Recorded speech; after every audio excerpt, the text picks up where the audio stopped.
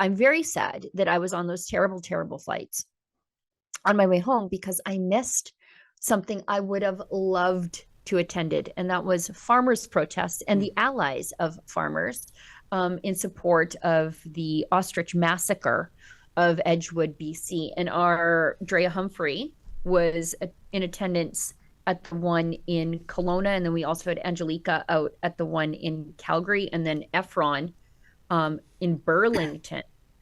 So it was nationwide protests. You'd think the national media would care, No. but wherein three unionized workers shed a tear, the CBC will be there to document it all. But when there's a grassroots farmers uprising for property rights, for animal welfare, they couldn't give a damn.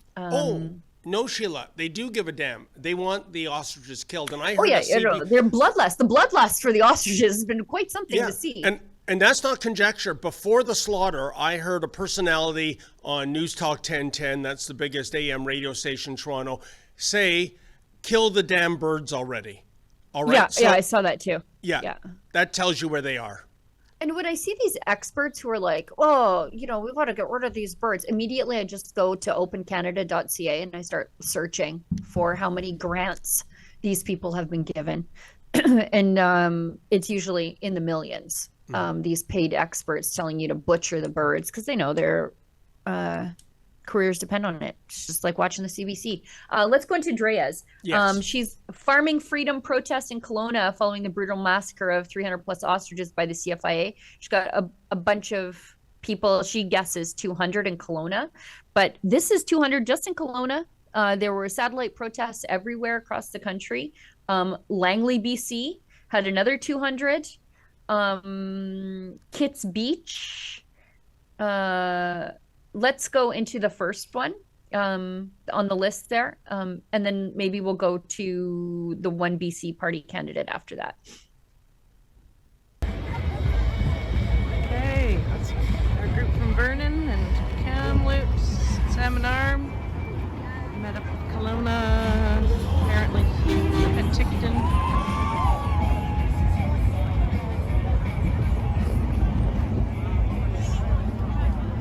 Probably close to 300 people here now, and more people arriving all the time.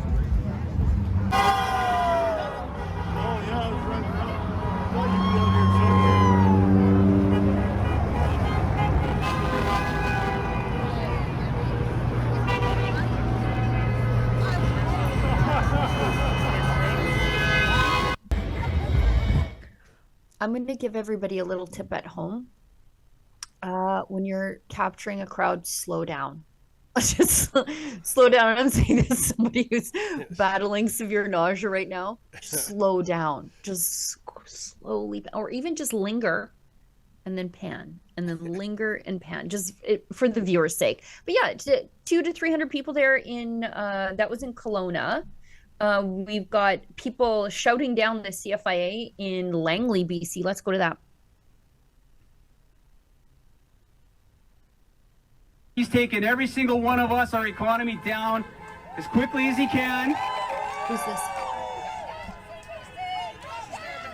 Oh, this is the one BC And 2030 candidate. is just around the corner, everybody. Safe supply is killing us.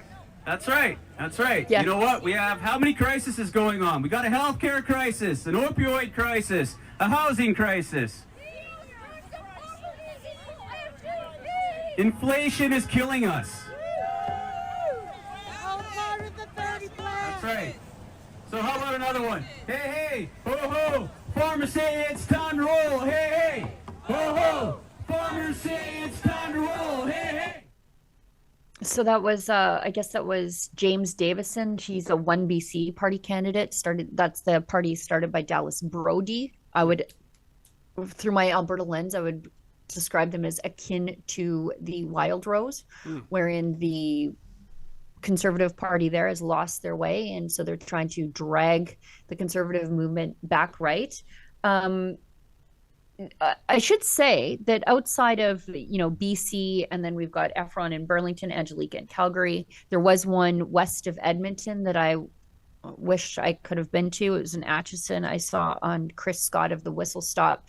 He covered that. And I also know that there was a sizable one in Regina because Lise was there. And we'll talk about that tomorrow. But lots of Rebel love out there. Somebody stuffed $50 in her kid's hand and said, throw that in the pot for Rebel News. So lots of love for Rebel News with these things. And why wouldn't there be? I think we were probably among the only media with a national presence to treat these people with any kind of respect or fairness. And, Sheila, I have a theory I want to run by you, why that is in terms of the media shunning this or denouncing it and being on the side of the CFIA, and the fact that big prominent animal rights groups, so-called, like PETA, they sat this one out.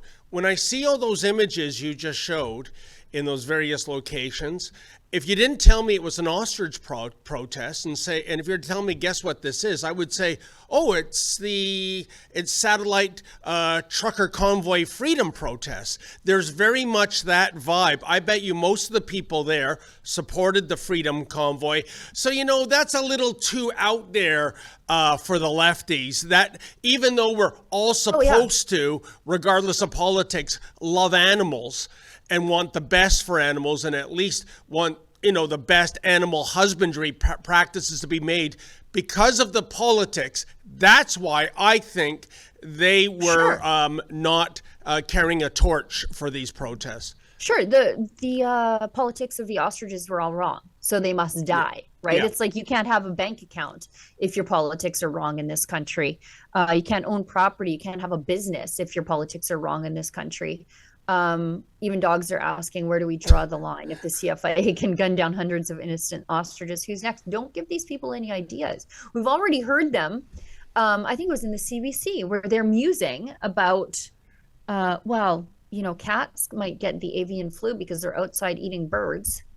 And so maybe we should be worried about house cats. I promise you, over my dead body do they come for trigger. You will scratch them to pieces, to ribbons. You think those stupid little Stay Puft Marshmallow Man suits are going to protect the CFIA from an angry trigger? I don't think so. Well, Sheila, traveling up the food chain, ultimately with some people in this government, how far away are we from, rounding up people with undesirable questions and opinions, putting them in a camp for their own protection? Gee, it sounds familiar. Who did that in the past? But with all the censorious bills coming out of Ottawa, oh God, I can see that future jail time for going on social media and espousing the wrong opinions. We're almost already there. Yeah. We're almost already there with their revamped Online Harms Act. We've got, let's show another vid from Angelica, where she says, and I just want to point out something I noticed just watching this now versus Drea's. Drea's looks like Freedom Convoy Canada Day, now look at Angelica's. This Canada-wide CFIA protest just kicked off here in Calgary. Crowds are gathering, demanding answers from the ostrich call. You notice something different about the flags around there? The provincial flag. Yeah, there's like one lone Alberta flag. It's all blue. We don't really fly the Canadian flag around here. I think you meant to say one lone Canadian flag, Sheila. Yeah, there's one lone Canadian flag. No. We don't, and it's not that we're not patriotic. We just have a different viewpoint about what patriotism means. We're flying the blue instead of the red. Interesting. Yeah, and I completely understand the sentiment, Yeah. It just goes to show you the ostriches might be long gone, but this story still resonates. Yeah. And, I'm sure there must be freedom of information requests in the pipeline right now to find out how this atrocity ever happened. And it was an atrocity. And, and I keep going back, Sheila, to last month when our beloved boss man, Ezra Levant, put that minister on the hot seat with a question. Since RFK Jr. is interested in this issue, why not entertain those concerns and opinions as a way to get our foot back in the door for, renegotiating a trade deal and taking care of the tariff tiff? And Ezra didn't even get an answer. Not No. like a bafflegab answer of word salad. She did not answer. And I thought it was an absolutely valid question.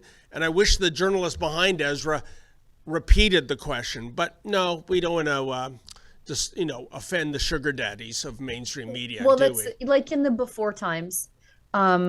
Journalists probably would have stood together and said, actually, I'm not going to ask my question until you answer his. Yes. But that's not how it is anymore. They Nope. know who butters their bread. We've got one. Let's go to this one from Efron. It's the third one, or sorry, it's the second one in the three of Efron's, just for time. During the speeches given by ostrich supporters at the Toronto portion of the Canada-wide CFIA protest, some gave protest to independent media and Rebel News for raising awareness to farmers. Initially in the night, it was done in the dark so nobody would know, and then you see a convoy of vehicles going in and out, and then in the morning you hear another hundreds of shots because a lot of the birds didn't die, so it wasn't done humanely. More and more information is coming out about what happened, and this has been going on for probably more than 15 years. It's just that this finally went through the media, and thank God for people like Rebel News. Thank you. Thank you for covering this, because we need to let people know what's going on, and farmers need to stand by each other, and people need to stand by farmers. We all need food to live. At least let it be done humanely. Thank you. Well, wasn't Again, that nice, lots that of little shout Canadian out? flags and lots of Canadian flags, tons Yeah. of Canadian flags. But you go to the Alberta one and it's like and I think Saskatchewan was sort of the same. They just had the green and gold in Saskatchewan. They didn't really have too many Canadian flags. Yeah.